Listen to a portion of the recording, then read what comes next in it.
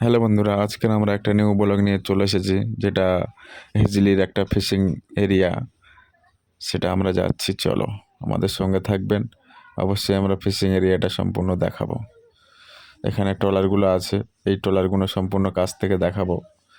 এখানে একটা ট্রলার, এই ট্রলারগুলো যে কত যে সমুদ্রের মাছ ধরেছে বা কত কি এখন নষ্ট হয়ে গিয়েছে। তো আমরা এখন একটা করে বোটে কত করে বরফ লাগে? 70 100 পিস অব্দি হয়, যার যেরকম বড় জায়গা থেকে থাকে। তো 100 পিস পর্যন্ত হাই বরফ এক একটা বোটে ওঠে। আর এগুলো বরফ বোটা গোটা। এটা কোনো ছোট ফিশিং বোটের বন্দর, যেখানে ফিশিং বোট লোডিং হয়, আনলোডিং হয়, খালি করে সব কিছু হয়। এখানে কোনো প্রবলেম থাকলে সারাসারি করে সারা হয় এখানে। তো এখানে এত অনেক হাজার হাজার শো বোট আছে। এই বোটগুলো সব দীঘা, অন্যান্য বাইরের আরও অনেক দূরের বোট সব লোড হচ্ছে। মেশিনটা চলছে বরফগুলোকে সাজাবার জন্য হয়তো, কারণ বরফ ফেলছে যেই তখনই মেশিনটা লোডে পড়ছে।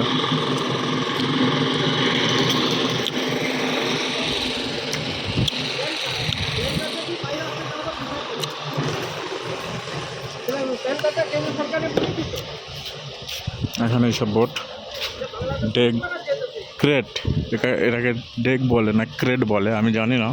তো ক্রেটগুলো উপরে সাজিয়ে রেখেছে, বরফগুলো লোড করে নিয়েছে। মাছ পড়বে ফাঁকা টাইমে সব সাজিয়ে নেবে ক্রেটগুলো। ফিশিং বোটের পিছনে এরকম,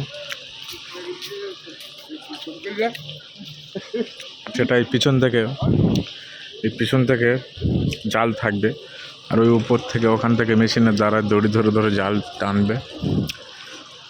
আসলে আমরা পুকুরে অনেক জাল টানা দেখেছি, দুদিক থেকে মানুষ টানে, এটা বোট টানবে, বড় জাল হয় তো তাই বোট টানে।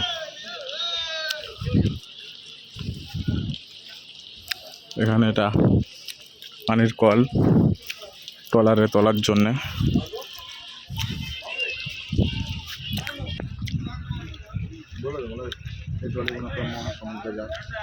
এই ট্রলিগুলো বঙ্গোপসাগরের এমন এমন জায়গা যায় যেখানে আমরা হয়তো জীবনে যেতে পারবো না, তাই ভিডিওগুলো করে দেখাচ্ছি। এই ট্রলিগুলো কত গভীর সমুদ্রে যায়। ট্রলি কতজন লোক থাকে? 15 জন 13 জন। কতদিন থাকে? ট্রলিংটা মিনিমাম 16-17 জন ক্যাপাসিটি।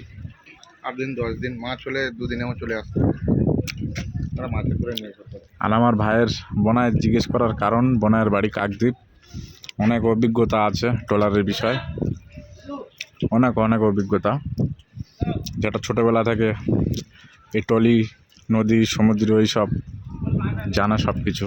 এখন না হয় এসব করে না, বিদেশে থাকে।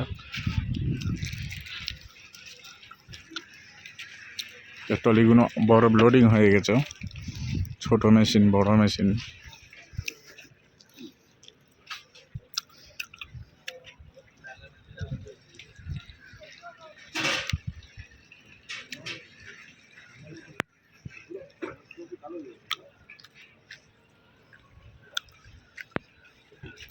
এই একটা বরফ দেখো, কালো হয়ে যাবে।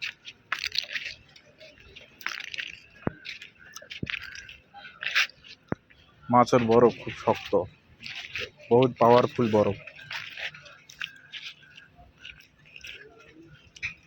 এদিকে ট্রলারগুলো এখন মেরামত করে, এটা ডগ ট্রলারের মেশিনে দ্বারা টেনে তুলে নেয়। রোলার সিস্টেম করা আছে, যেগুলো মেশিনে টেনে পুরো ট্রলারটাকে তুলে নিয়ে রিপেয়ারিং করে, রং করে, আবার সিজনের সময় আবার লেবে যাবে মাঠে, সমুদ্রে।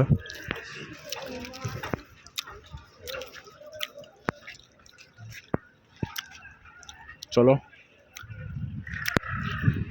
আমরা এখানে চলে এসেছি, এরপর যাওয়ার সময় কিছুটা জিনিস দেখে চলে যাব। আমাদের ব্লগ প্রায় শেষ হতে চলেছে, বাড়িতে রওনা দেবো। যাওয়ার সময় আমরা সেই ঐতিহাসিক জায়গাটাকে দেখাবো, খেজুরি, যেটা একসময় সারা ভারতবর্ষের লোক জানতো নন্দীগ্রামের কোনো একটা গণ্ডগোলে জড়িয়ে পড়েছিল। তো আমরা খেজুরির ওপর থেকে যাব, জায়গাটা তোমরা দেখবে। এই ভাইগুলো ভাত খাচ্ছে এখানে, কাজ করে।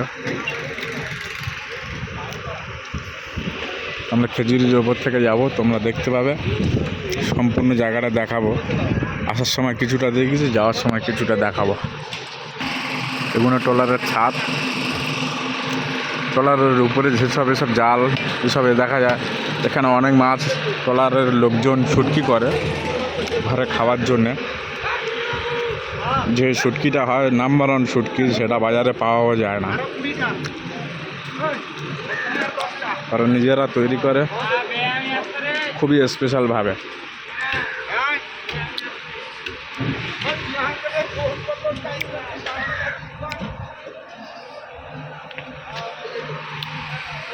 আমাদের সোয়ানা আসতেছে, আর সোয়ানার একটি চ্যানেল আছে যার নাম আমি সোয়ানা ইসলামিক ভিডিও ছাড়া হয়, অবশ্যই তোমরা গিয়ে দেখতে পারো। একটা সমুদ্র সিন কত সুন্দরভাবে গ্রামের ভিডিও বানায়, অবশ্যই গিয়ে দেখতে পারো। এখানে প্রচুর পরিমাণের তেলের ট্যাঙ্ক মানে ব্যারেল। আর এটা হচ্ছে হিজলি শরীফের কাছাকাছি একটা কোনো বন্দরে আমি ভিডিওটা দেখাচ্ছি, কিন্তু আমাদের নামখানা কাকদ্বীপের প্রচুর ব্লগ আছে এরকম ট্রলার দেখায়, প্রচুর পরিমাণে ট্রলার। এই মেশিন চলছে, বরফ মনে ঢোকাচ্ছে। আচ্ছা, এক মাসের তেলে কত তেল লাগে তবু এক মাসের ট্যুরে? 1 মাস কেউ থাকে না তো, 15 দিন, ওই 8 দিন 7 দিন এরকম করে থাকে। তাহলে 6 দিন 10 দিন বড় জোর। এবারে তেল নিয়ে যায় 15 ব্যারেল 17 ব্যারেল করে তেল লাগে।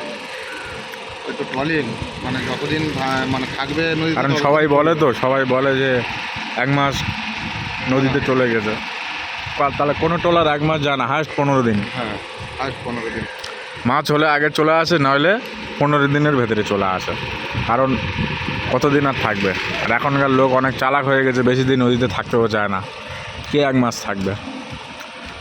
আমাদের ব্লক প্রায় শেষের মুখে। আর এখানে এই পর্যন্ত ব্লক। আমরা এখন বাড়ির দিকে যাওয়ার প্রস্তুতি নেব। তো আমরা এখন আমাদের ব্লগটা কমপ্লিট করেছি। অবশ্যই ভালো লাগলে এরকম ভিডিও দেখার জন্য আমাদের ইউটিউব চ্যানেলটাকে সাবস্ক্রাইব করে রাখবেন। তো আমরা এখন যাচ্ছি, দেখা যাক, চলো বন্ধুরা, টাটা। তো আমরা যাওয়ার পথে এই জায়গাগুলো দেখাচ্ছি, কারণ এই জায়গাগুলো ছিল খেজুরি, যে খেজুরি একসময় পশ্চিমবাংলা বলো ভারত বলো সবাই চিনতো, যে নন্দীগ্রামের কোনো একটা গন্ডগোলে খেজুরি জড়িয়ে পড়েছিল। তো এই জায়গায়, এই রাস্তায় সব কিছু খেজুরি এটা। তো যাওয়ার পথে এটাও দেখে দিলাম। তো অবশ্যই আমাদের চ্যানেলটাকে সাবস্ক্রাইব করে রাখবেন।